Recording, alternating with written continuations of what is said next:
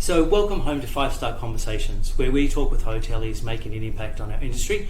And today I have the absolute pleasure of talking to Dave Baswal from Ovolo. And we're actually here at Ovolo Woolloomooloo in the ACDC suite. So it's an absolute pleasure, Dave. Welcome. Thanks, Ben. Welcome to be at your Welcome property. to Ovolo Woolloomooloo. Thank you. So Dave Baswal serves as the Chief Executive Officer of Ovolo Group, where he leads with a focus on innovation and heartfelt hospitality. Under his stewardship, the Ovolo Group has grown into a collection of contemporary hotels in Australia, Hong Kong and Bali, known for their unique approach to guest experiences. Dave's leadership is marked by a commitment to providing little luxuries and making every guest stay memorable. With 13 hotels and 15 bars and restaurants under the Ovolo brand, his efforts reflect a dedication to excellence and the art of welcoming.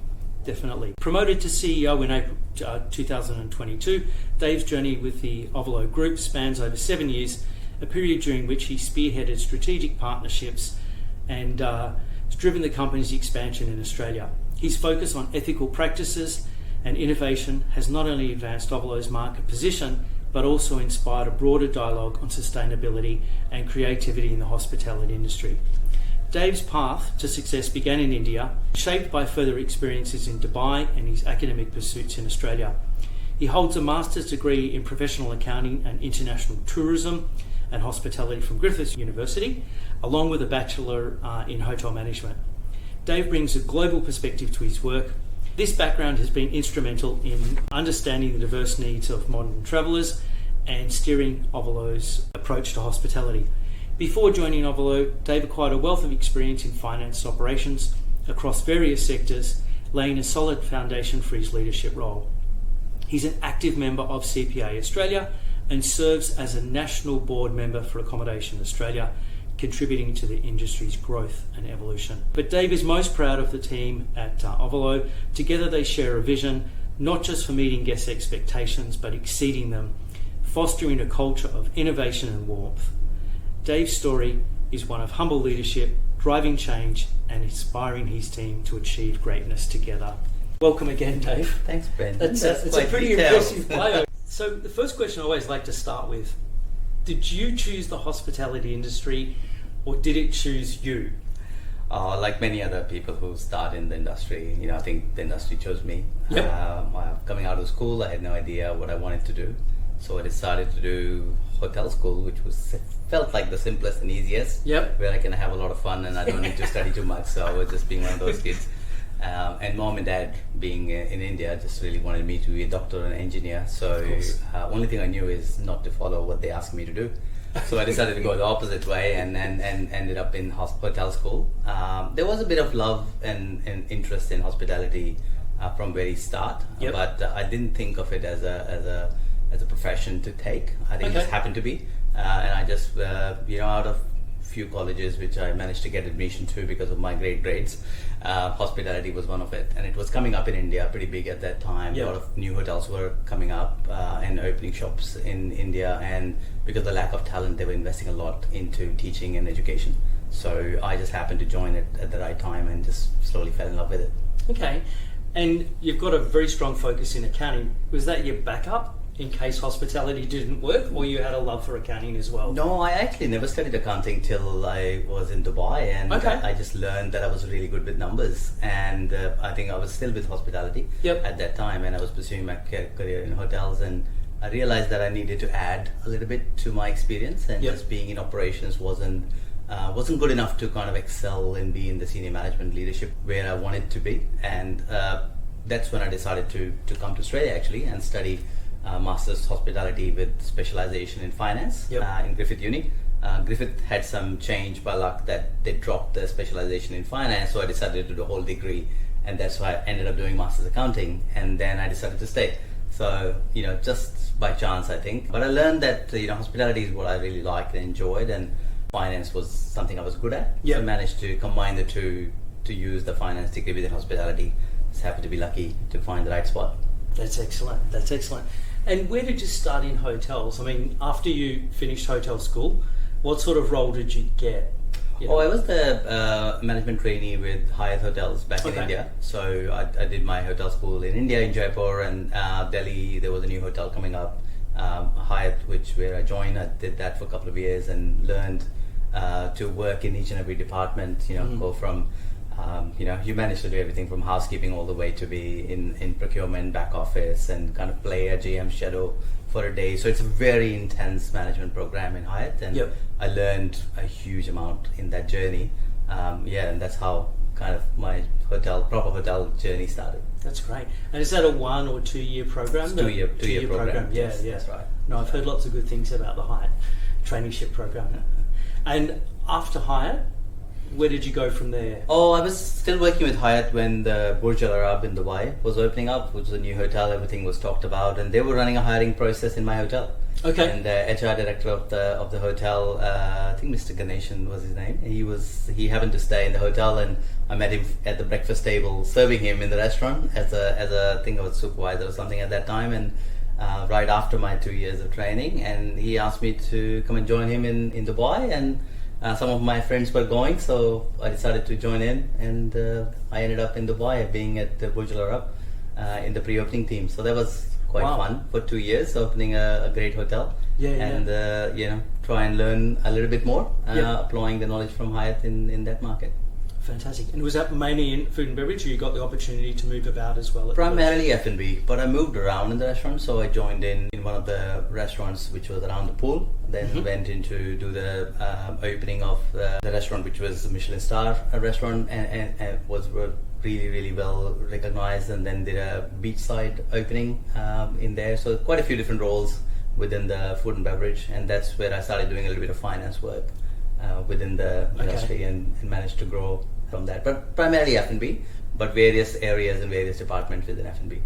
And then your move to Australia, was that just to study originally, or did you have a position as well that you at a hotel? No, just to study. I had a very good group of friends who I'll forever be indebted to. I was in a foreign land, first time outside India to work.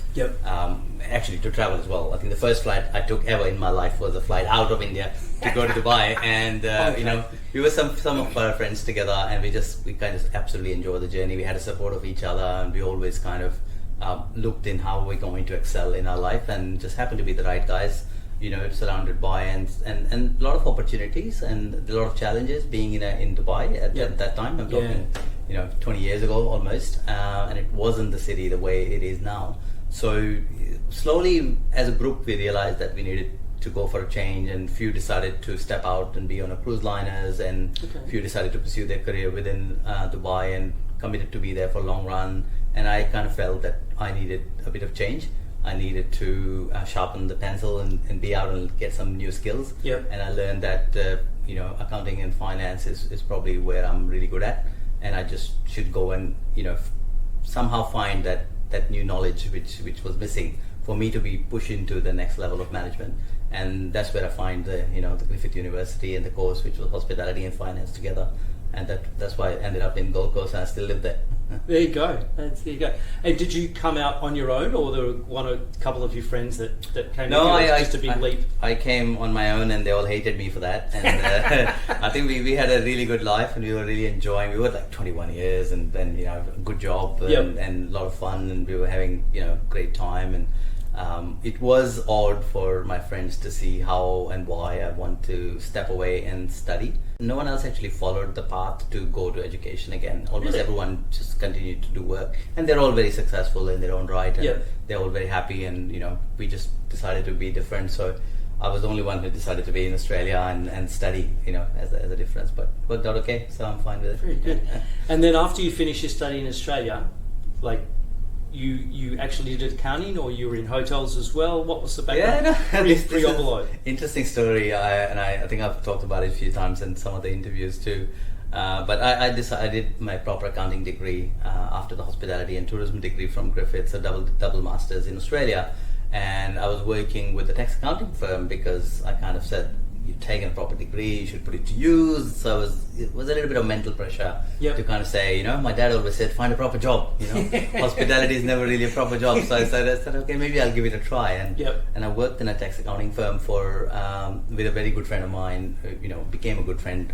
But those who gave me an opportunity, it was in Gold Coast, and I was loving it. I was enjoying it. I was happy, but One day my wife asked me to step out and took me to the park. So I was like, oh shit, I'm in some kind of trouble. Must have forgotten my anniversary or something. But anyway, she reminded me that, you're not happy, you're not enjoying it. This is not you, and you've been pretty boring and not fun. And can you please change your job? And I was like, what do you mean? I said, no, you belong to hospitality. Okay. And she actually had a job offer. I don't remember if it was printed or it was a news cutting or what it was, but she said, hey, maybe you should go for something like this, which is a finance job in hospitality. Yeah. And I kind of said, sounds like fun, and just like all the smart guys, we listen to our advice, right? Yes, so I decided to go and apply for the job, and that's where I joined Mantra Group in its infancy in the Gold Coast and a very early stage. Yep. And that's how my journey in hospitality finance kind of started, and never looked back. Yeah. Wow. And you were with Mantra up until the point of joining Ovolo? Or Yes, that's right. So I don't have too many jobs in my resume. I've done large stints, since I've done the arrival in Australia. So I was with Mantra Group for almost 8.5 years, maybe even more. After the public listing of the group, which has been a massive journey, we had like 36 companies, 16 brands when we started, and then we amazing team with Bob East and Steve Becker, Kevin Fennell, Kent Davidson, Ken Minigan, quite a few, Luke, quite a few individuals who come out of that Mantra time and kind of been in the industry as and have made their place. So I was just right behind them. I was learning from all these guys.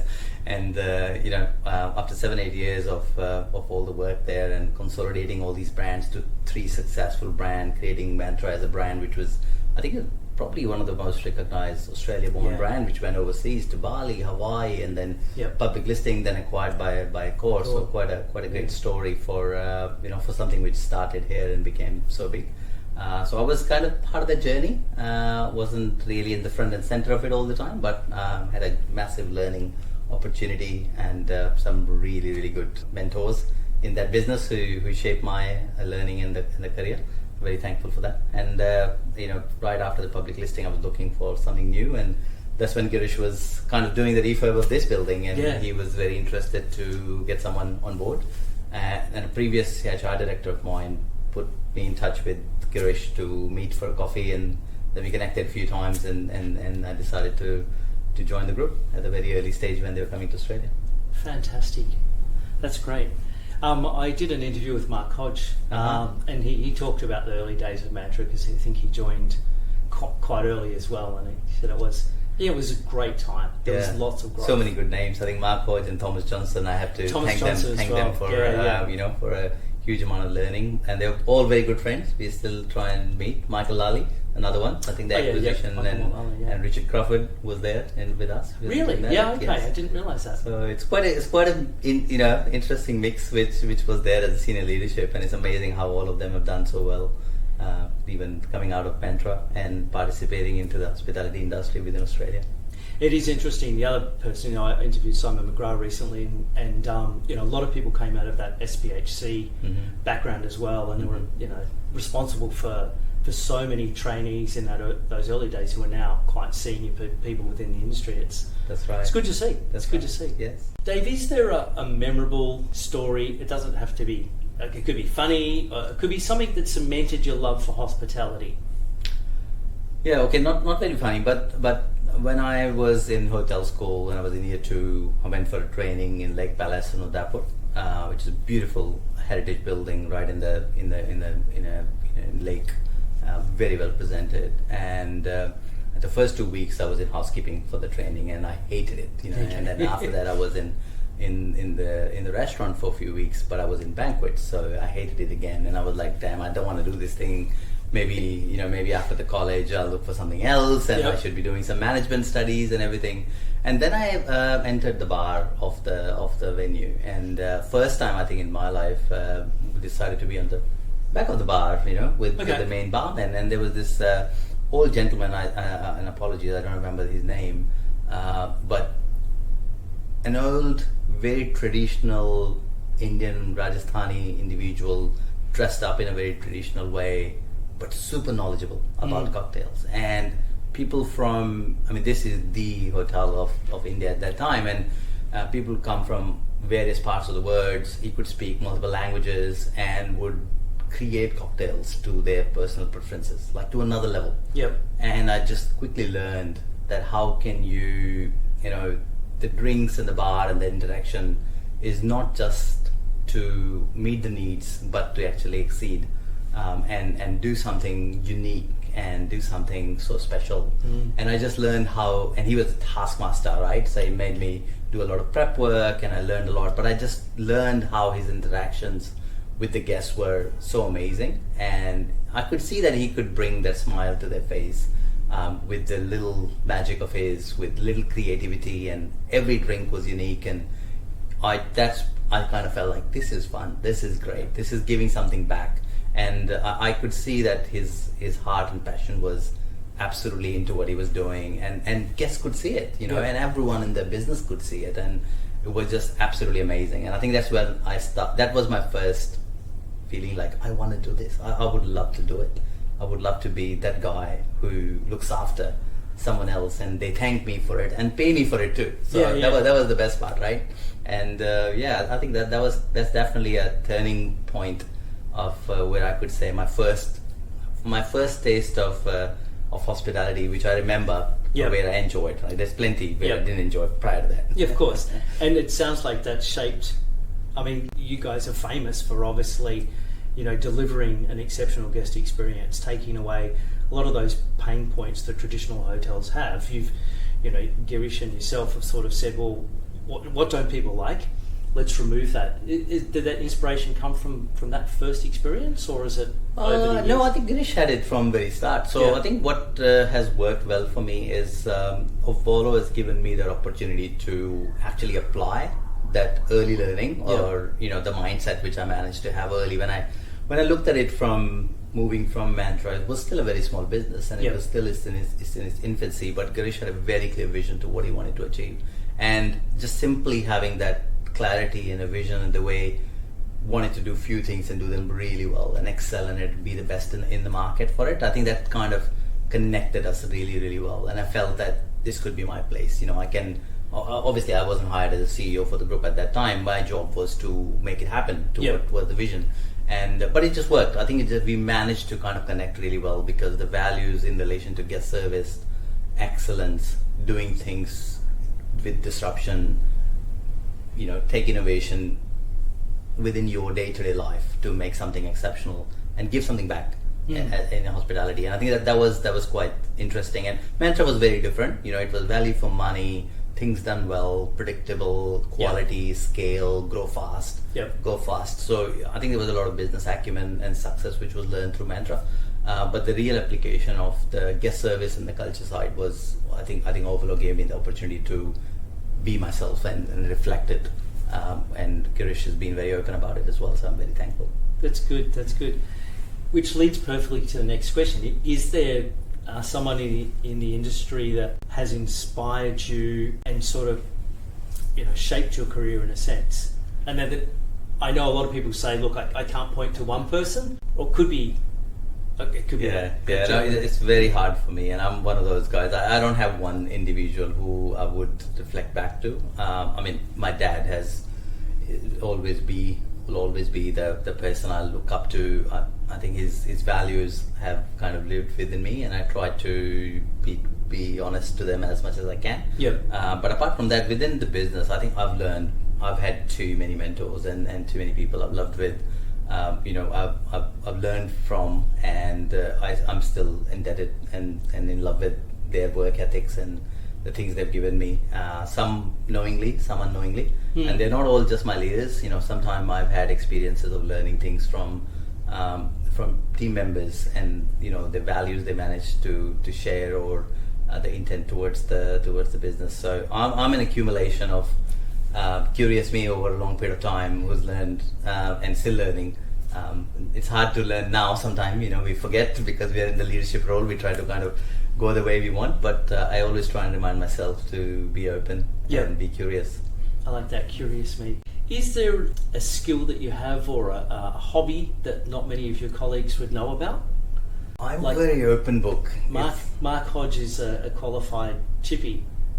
Before he got into hotels, and Michael Johnson's a qualified diesel engineer before he got into hotels. But now I feel like I'm missing out on something good. Well, it doesn't have to be. No. I mean, there's.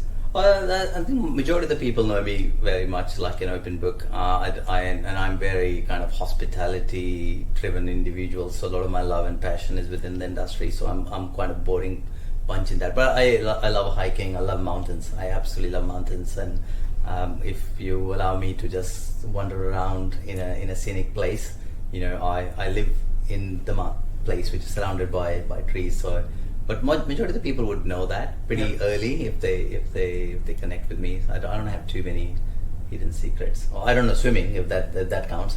That's a passion. And I've always lived in and around water, so that's another funny part. So for the first 20 years, I was in the city where there's not even a swimming pool, and then my training in the hotel school was in a heritage hotel in the middle of the lake. Yep. And then I was in Delhi for a couple of years, and I was then in Dubai and Burj Al Arab, which was again, at ocean. Yep. And then I decided to live in Gold Coast, which is again near an ocean. Moved from here, and then I'm at a wharf, which is again an ocean, and a guy who doesn't know how to swim. Really? And actually very afraid of water. Okay, so swimming's not a passion of yours? Not at all. But it's something I would like to conquer. I just now know how to be in the water and be okay with it. I used to be very scared with water, but I still don't know how to swim properly. I can survive for a little while. Yeah.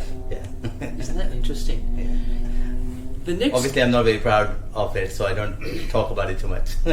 No, that's totally fine. Dave, before the interview, I asked you if you could have anything printed on a T-shirt, what would it be? And you said, and we've got a T-shirt here, which we'll hold up for the camera. The camera might not be able to see it, but it says, "Do all things with love." Can you tell us a little bit more about why you chose that as your statement? Like, what's the story behind that? It's kind of a little mantra. I've had it for forever. I think my dad passed it on to me, knowing me unknowingly, in probably not the same words he used, but he always focused on reminding me that are you enjoying it? Yes. And are you loving it? And are you putting everything into it? And I think his comment was more about giving everything you can to do what you do. And if you're mopping the floor, mop it well enough that everyone says, "Who mopped it today?" Right? That was kind of the example he used, explaining it. And I still remember when I was in McDonald's, which was my first proper job after training. And I still remember learning how to mop the floor using S motion. Those who come from McDonald's school, I was the very first few employees. I think I was employee number 6 or 7 or something like that in India when McDonald's was coming. Wow. Okay. So it was quite a great moment. And I still remember mopping the floor and thing going in my head like, you got to mop it really nicely. And it kind of just stayed with me. And I think the only way to do it with full passion is if you love it. Yep. And you need to know what you're passionate about, and if you can put your 100% into it, great things will happen. So it's just always kind of stuck with me. Yeah. I like that. I share those same values. I think it was Thomas Watson always said, leave a place better than you found it. Yes. And I always say to my kids when I go to the bathroom, "Hey, what's the golden rule?" And they're like, "Oh yeah," So they come back in and put the toothbrush away or whatever. But yes. Well, great. I'll use it. What's the best piece of advice you've ever been given, do you think? I think we just talked about it. Okay. It's from my dad. Yep. That's probably this kind of state. And I think if I have to add another one, it'll be curious. I think my dad always asked me to kind of have that attitude to learn something new. Yep. And just say, give it a try. Yep. And I was quite a risk-averse kid. So I needed that little bit of push to open up and try a few new things. And I still try to kind of follow it. It's a little bit hard at work nowadays because we think we know too much. Once you've been in the game for long enough, it's hard to be curious. So it's something you need to champion and practice. It's easier said than done. Yeah. But that's probably another one. I don't know how I picked it up over a period of time, but I know very clearly that my dad always asked me to give this a try. It's okay. It's okay. And my brother, I think he was quite fundamental to push and kind of just try that next thing. Yep. So I think they didn't use the word be curious, but I picked it up and I kind of kept it. Be curious and be clear about what you want to do. And if you mix the two things together, it works really well. Yeah, sounds like a lecture, doesn't it? Look, I like it. I mean, Simon McGrath, his skill is actually, he said, asking questions. Mm-hmm. He said, sometimes I bore people, but he said, if I can ask enough questions about a topic, then I can handle anything. That's right. Yeah, I know that well because Simon asked the second question before I finished the first one answering. I love having a chat with him. It's like a 20-minute date, and you get 300 things out of it instead of a long meeting which gets you very little. Simon is very get the outcome. I love that that way as well. Yeah. and look, and I think he may have been something that was handed down to him from his father as well. And he has a similar philosophy to yourself. It's like ask questions, give 100%, 110% actually, and make people smile. Yeah. If you can do those three things, then you've achieved in life. And I think it sounds like a lecture, but I think they're sound philosophies, really. Yes, and they're simple, right? They're easy to. They're easy to remember, and I'm an easy guy. I don't like words and phrases which are very long. I think the simple things do wonders. I like it. Dave, we're now going to start to move into questions about the industry and technology. The first question is there a trend in the industry that either excites you or makes you nervous? So it could be, generally I think there's a lot of excitement in our industry, but is some people I've spoken to as well are a bit nervous about the technology aspect. I was talking to a general manager the other day, and he was sort of lamenting that perhaps we're going too far, and general managers these days often are not general managers anymore. They're sort of, they don't have that discretion. Mm-hmm. They don't have the ability, like your chap at the cocktail bar, to actually be themselves and to actually enhance the guest experience with their own personality, because there's too many rules set down from above. I don't think in the... I don't know if I agree with that. I think there are two things, where the industry is headed, and then technology and what part technology is playing. I'm quite excited what technology is going to do for the future of the word. And I think AI is probably the most talked about topic at the moment. ChatGPT has really provided access and platform to OpenAI framework, which is everyone is utilizing to create unique new things. And I think access to information was always there through searches and Googles, but now you can put it to use using AI much faster, right? So creating content, creating imagery, creating experiences, learning about something. There's a lot of tools out there which are moving very, very fast. So it will impact industry, it'll impact workforce, it'll impact the way we consume experiences and the way we search and learn about various different places. Like I just really wanted to go to Vanuatu, and I've never been to Vanuatu, and I just went in ChatGPT and searched about Vanuatu, and it actually prepared a 5-day plan for me. Nice. And I told it what I like, what I don't like, and adjusted the plan. So suddenly I have someone who's customizing my plan. I'm not saying all the information there is correct, but it gives you the starting point, right? So it's going to disrupt, because I didn't go to the flight center to get that info, where I used to go and then book through them, and I didn't go to the Google to do a search. So I think the buying patterns will change, the market industry will change, and from the upside I actually see as a value add, because I think technology will be an enabler for hospitality employees, right? And it has to be, because the guest interaction you're having through like chatbots are now powered with AI moving forward. So hopefully those interactions are more meaningful and much faster, which means the mundane tasks are kind of automated to some extent, which means there's more time at the person on the reception or behind the bar to be innovative. Because if you really want to learn how to make a classic cocktail, it's available to you in a few moments. And if you want to check if this combination of cocktails is going to work or not, hopefully that data is available too. So I think you can experiment a lot more once you have access to information, and obviously knowledge is needed. So I think GM's task will become more guest centric. Yes, because technology will take care of the basics of providing information and comfort to the guests, which is needed. Having said that, there's a balancing act. You can go automation, but I think the robots serving towels in the room and that kind of technology, that's okay and fun, but how scalable it is, it's a question. It will work in a restaurant. There's a particular restaurant or a particular hotel, it may work, but it's not there for every hotel. Yep. I think there will be experience-led hospitality experiences, and then there's going to be some automation and technology, just like check-in through the phone. It's there for you for a big city hotel in the city, and it could be there as an amenity, as a backup, as an option.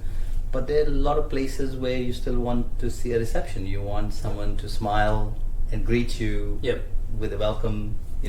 Brendan, good to see you. And I think there's a value to it. So the balance needs to be kept. But overall I feel very positive. I think new technology always give you better way to innovate. Yep. You need to change your processes and systems to make sure that it's incorporated correctly. So a lot of that, you need to do a lot of unlearning to make sure you make place for it. But I'm excited. I think I see it as a positive. I think you're right, but I'm biased because I'm a geek at the end of the day. But I think, I think technology is an enabler as well. And your case to the point about checking is a really simple one. People who want to streamline that process and do it on their mobile phone, they will, right?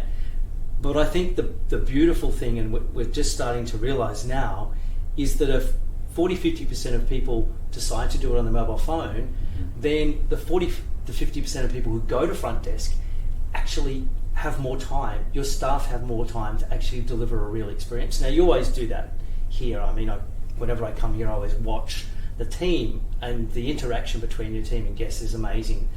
And I watch all hotels, and I just love to see, how it works, and I can tell how good the front office manager is actually by the reaction of the staff, particularly to a difficult situation. But all too often, I see, unfortunately, an experience. The check-in process is, can I please have your credit card? Can I please have your driver's license? Can you please sign this form? And then they spend 5 minutes keying information to the computer. Well, it should be a conversation. It shouldn't be a transaction. So I think that's what we've got to look forward to.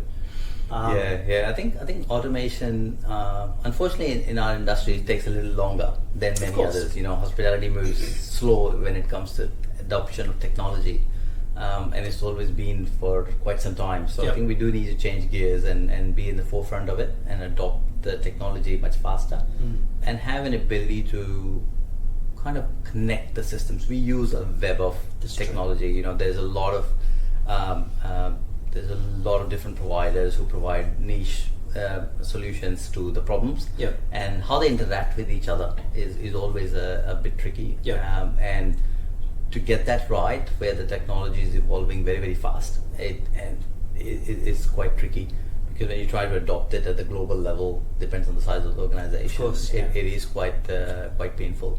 So that's where we need to become, where the technology solution providers needs to become more open to change and agile and adapt and have low implementation costs in the way they design systems for hospitality, because the cost to get going with something is just too high that they require 5-6 years. But things change very quickly.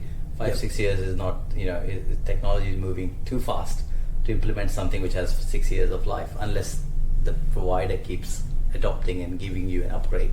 And I think that we're missing those kind of solutions within the industry.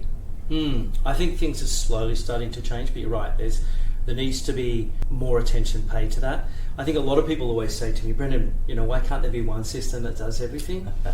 That would be fantastic, right? Like if Oracle could do everything you wanted, but it probably wouldn't be the best at everything. So, at the moment we do have, I think somebody said to me the other day, the average hotel may have 120 different systems.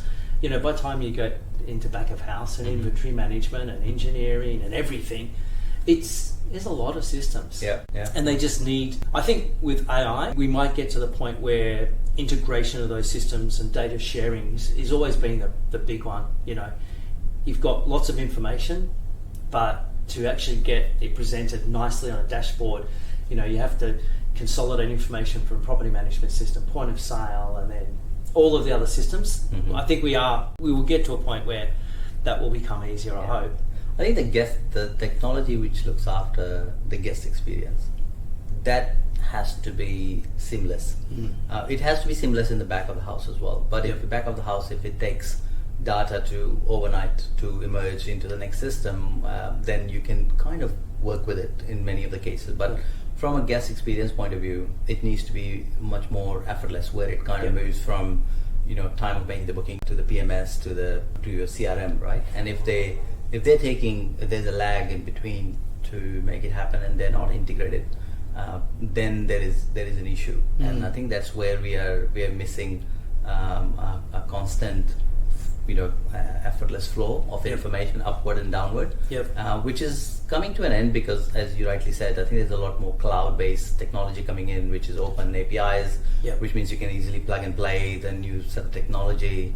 But there's still where it only filters 60% of the information one way, and those complexities. So I think some big players who have a bigger, broader integration will probably help solve that issue. But I also believe that there's no one solution. I think it has to be multiple providers, but utilizing and working towards a similar goal, and understand which attributes of information needs to go from system A to system B to get that seamless experience for the guest, right? And there's a lot of knowledge we gather as the guest stays in the hotel. How do you capture that information without infringing their privacy?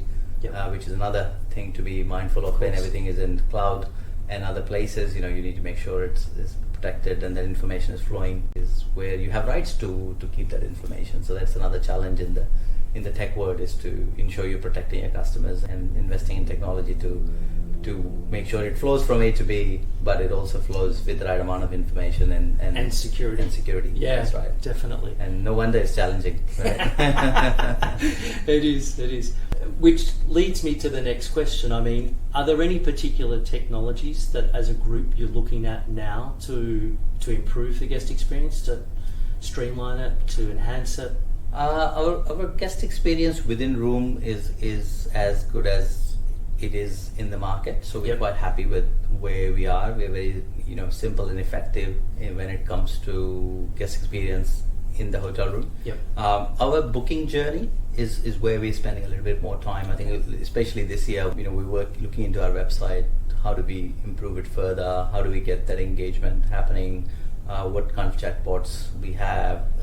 We don't really have a loyalty program as such. So how do we build it where a repeat customer have an engagement? Can we connect our existing system we use Revenit for CRM through that, and we obviously use different booking engines and stuff. How do we ensure there is a flow of information up and down? We use Opera Cloud, which we installed last couple of years through all our hotels. So we're now at a place where all our systems are same across the group, and we're now trying to get that information flowing effortlessly up and down. Some challenges in that space, also things like payment gateway, investment into privacy. Cookies are coming to an end from that perspective. So how do you overcome that issue when you're selling to the guest? So we're really focusing on that early guest engagement side, and there's a lot of investment happening across industry where consolidation has happened in the hotel space. Right, Accor has created an small group and literally wiped out all the independent hotels in that collaboration, which is great for business. But what's happening is all those independent websites are now amalgamated under one brand, which has a better buying power. Marriott has acquired Design Hotels, and those consolidation has actually made larger hotel companies a much bigger distribution platform. So as a smaller business, we do need to invest in that space and be competitive.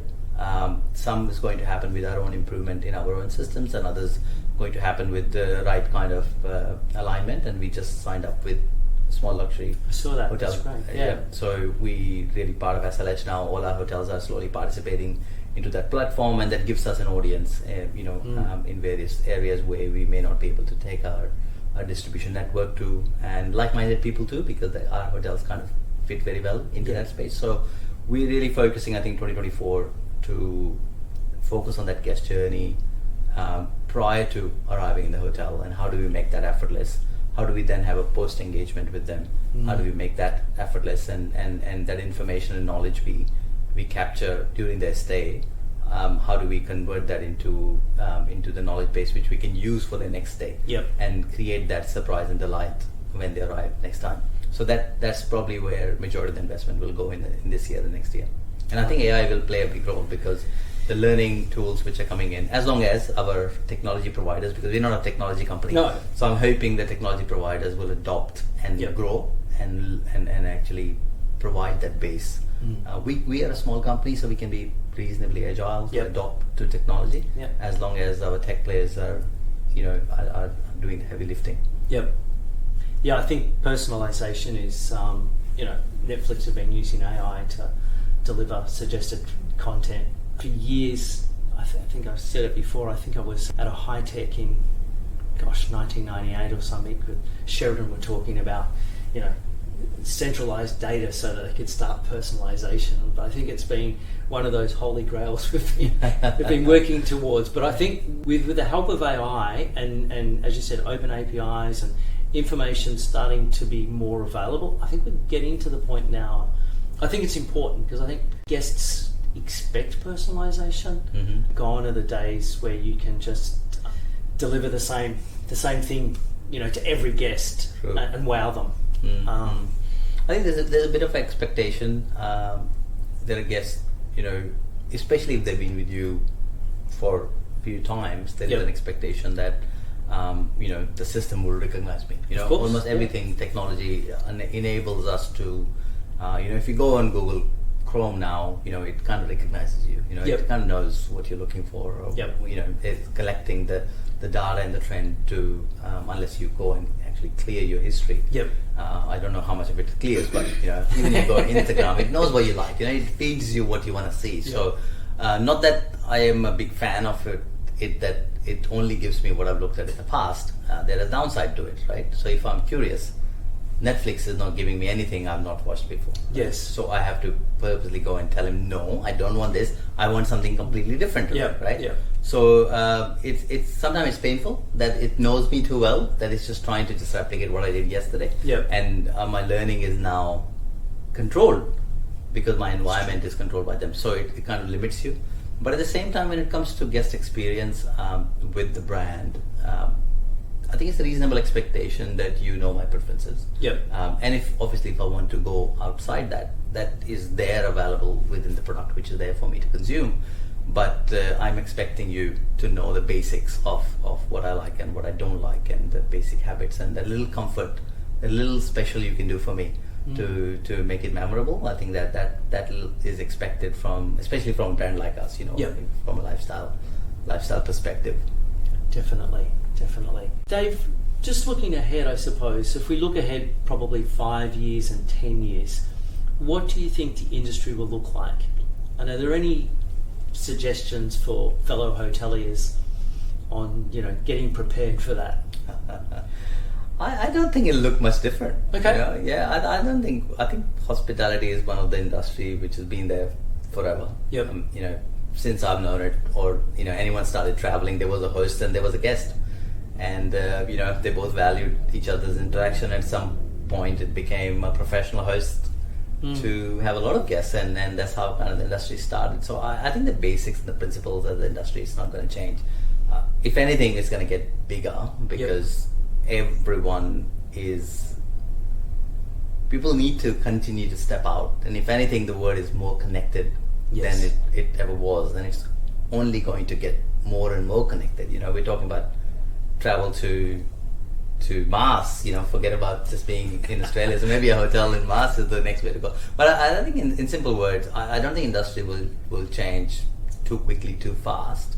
But the value of creating experiences will continue to grow. Yep. I think those days where the hotels were meeting the need for a traveler to be in a city and tick the box, I think that's kind of reducing, and more, even for work, if you're traveling, you're now looking for a little bit more. So Yes. there is a bit more demand.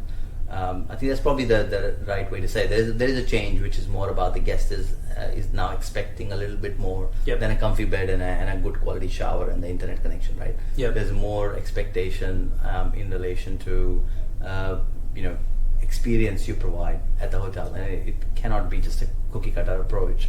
It has to be slightly different, slightly unique, either that be through food and beverage in the hotel or through the design side, which we kind of focus on quite a bit, or a particular story, the way you communicate, just so they feel that they're part of the place. And this is not new. I've been talking about it for many years, and I think it's slowly and steadily coming. And I think the rise of lifestyle hotels is emerging. Rise of this Unbound collection type of thing. Every hotel company is coming up because everyone has the personality they're trying to reflect. So I think this change will continue, which also means that technology will continue to play an enabler role in the background, just to ensure that those experiences are kept and created to meet the need, instead of just being robotic in nature. I mean, there's place for it, but I think majority of it would be where technology will play a role of enabler than taking over the jobs or the roles by being a receptionist. I think that's a bit gimmicky at this point, so that's not going to happen.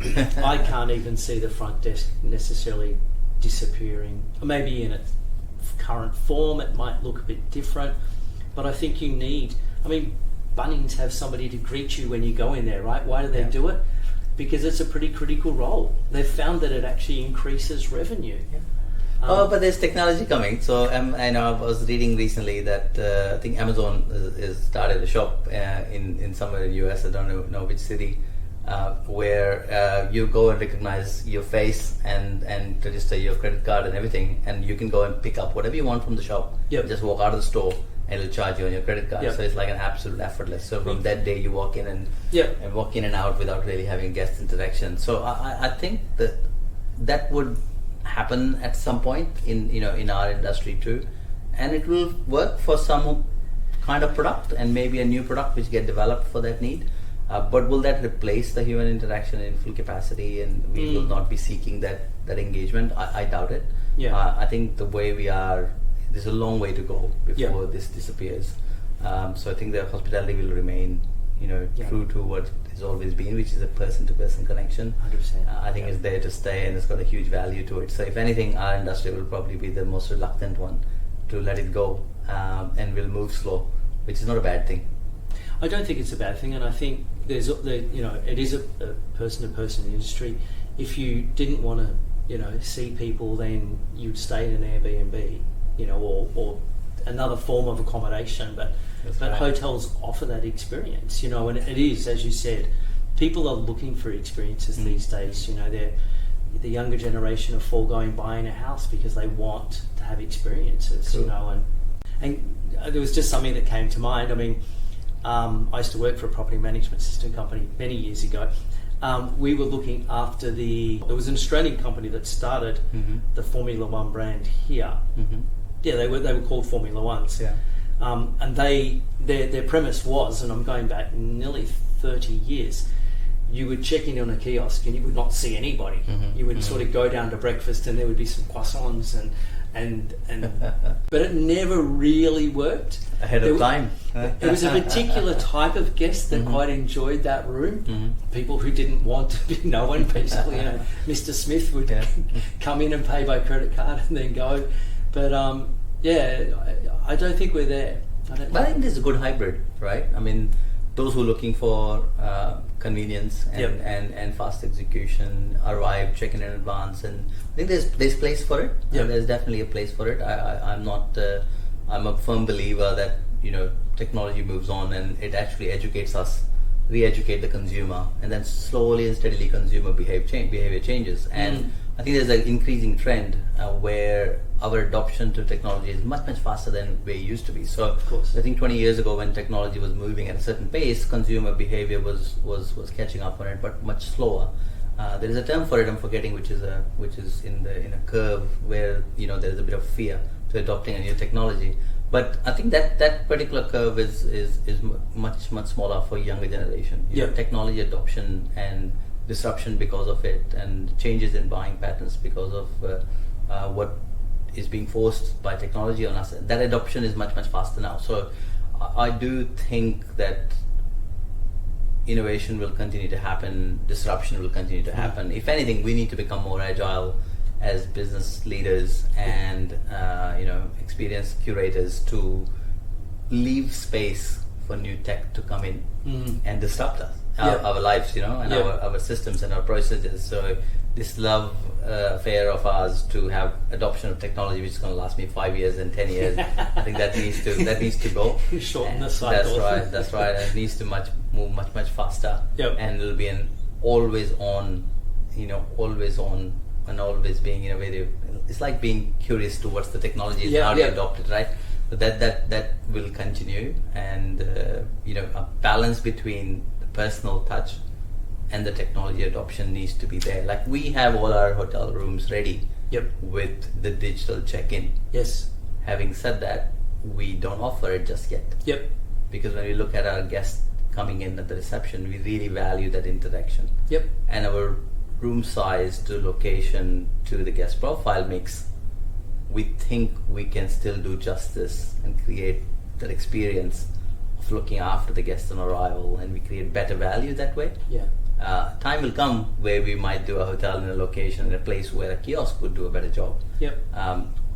I'm not saying we replace the reception, but a kiosk hand in hand with reception would work better, and I think we'll be open to accept that when it happens. So you need to be open-minded and be ready to challenge the status quo of how you've been, and adopt and adjust to the time. And going back to your last point, always be curious. Yes. I like that. The very last question I always like to ask is, what advice would you give somebody just starting their career in hospitality? Look at it as a proper job. I think that's a lot of industry individuals who come in. They use hospitality as a platform to find their feet while they're studying, and don't consider it as an industry where they can grow and make a difference.